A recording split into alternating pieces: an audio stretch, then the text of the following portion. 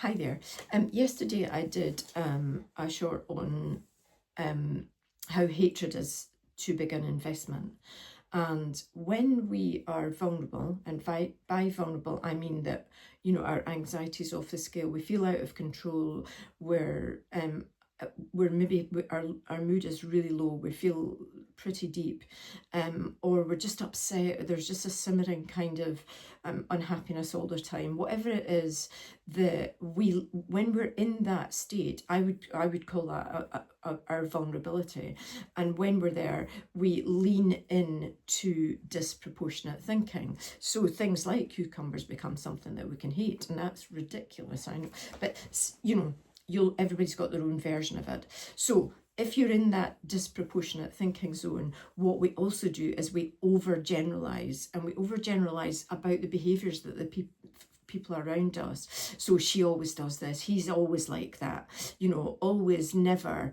Those are, you know, a way of universalizing. So we jump to a conclusion which kind of tars somebody with a brush, which actually is often we're feeding ourselves fake news. It's because if there's one exception to that, then it's not always or never.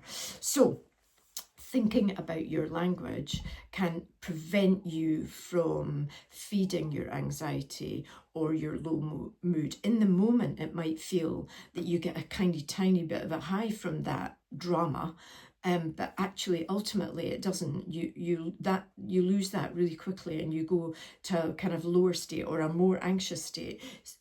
So be cautious about the words you use, because they are making you either more or less of what you already are. So if you're already in a low mood, you don't want to be any lower than you are, and if you're already anxious, you don't want to be any more anxious than you are. So be cautious about that.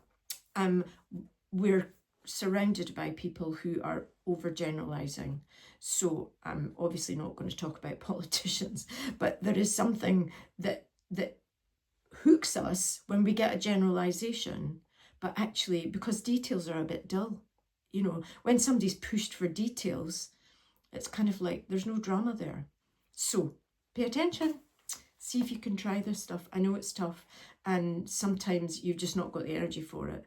But if one person can get something out of these videos, I think it'd be good, and I'd be happy if that works. If some of this kind of psychoeducation, this paying attention, can filter through.